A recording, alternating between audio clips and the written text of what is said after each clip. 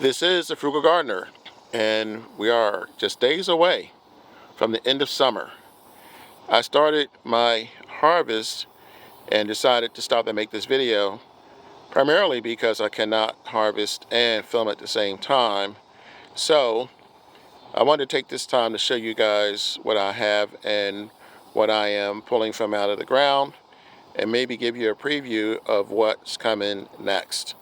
These are the garlic that I harvested earlier in the summer. There's a couple of the potatoes that I have left. These are, I believe these are Yukon Gold. These are small ones. I'll probably throw those in a salad. This is something I haven't shown you before. These tomatoes. I'm not real big on tomatoes. My neighbors come by and they ask me if I have any, and when I tell them no, they kind of look at me funny because, well, everybody grows tomatoes, right? Well, not really. So these are purple Cherokees, and there's 2 or 3 different kinds, but what I wanted to show you was, you see this here and this here, these are splitting most likely from all that rain that we got. So, you know, what are you going to do?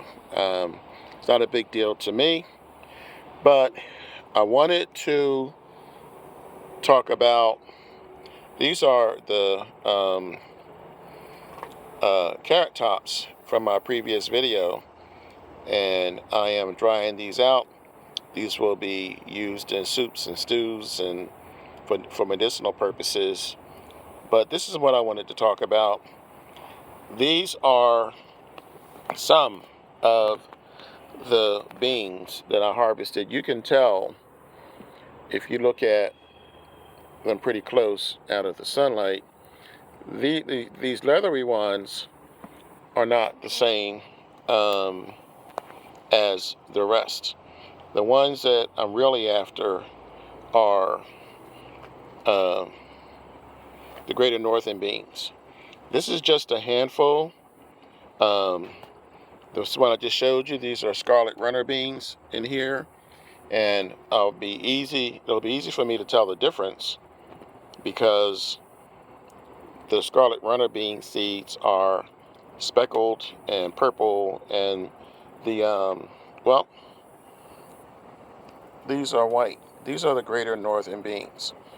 There's been a lot of talk lately about food shortages, about supply chain issues, about what we're going to do if there's no food on the shelves. I follow a couple of channels, and people are not panicking, but they are concerned about not having enough food. So this year, I decided to do something different. I'm going to, well, I've done it before, but not I did it on a test scale, on a small scale. I am not going to cook these. I'm going to let them dry out like I did here.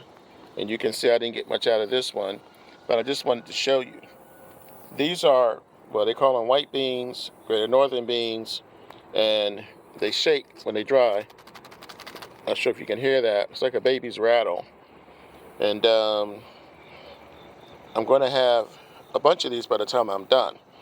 This is just a portion of what I have for today. So I'll let these dry out, and when they dry out, I'll open them up. Hopefully I'll get more than one. There's probably 4 or 5 in this one, and I will put them in a jar and keep them in a cool, dry place once they are completely, fully dried, and I'll save them for the future.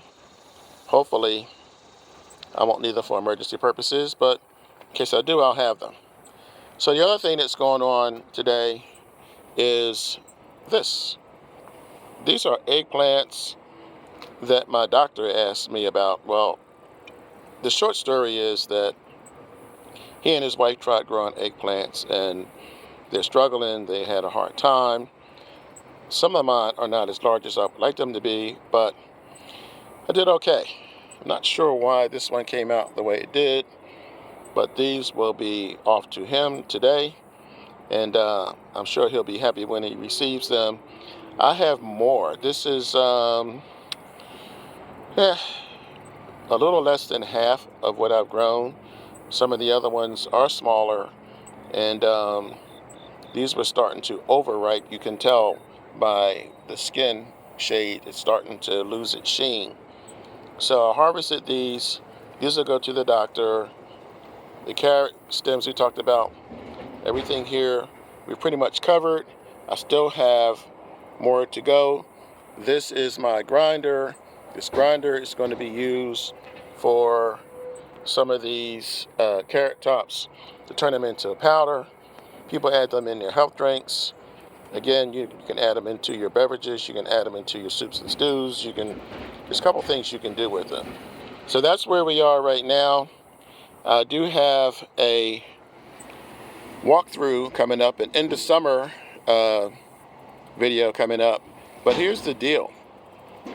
I've only harvested maybe half of what I planted this summer, and there's two reasons for that. One is because I replanted after all the rain and the problems I had earlier this summer. I'm sure I'm not the only one. And the second reason is because quite a bit of what I'm growing is not above the soil, but in the soil. I have tons of sweet potatoes, purple yams, and white potatoes. So they're not quite ready yet. It's going to be about another month, so probably early to mid-October, we'll have the big harvest. Of course, I'm going to film that and send this to you guys, put it up like I do all the rest of my videos. So that's it for now. And as always, I'm going to ask you, if you haven't, to subscribe. I appreciate each and every one of you, and I respond to each and every one of your comments. So keep the comments coming, the questions, any kind of remarks you want to make down below. I look forward to reading them. If you haven't subscribed, please do. If you have, please hit that notification bell at the top right hand side of the screen. And remember, when you grow your own food, you will always know where it comes from. This is the Frugal Gardener, and I'll catch you guys on the next video.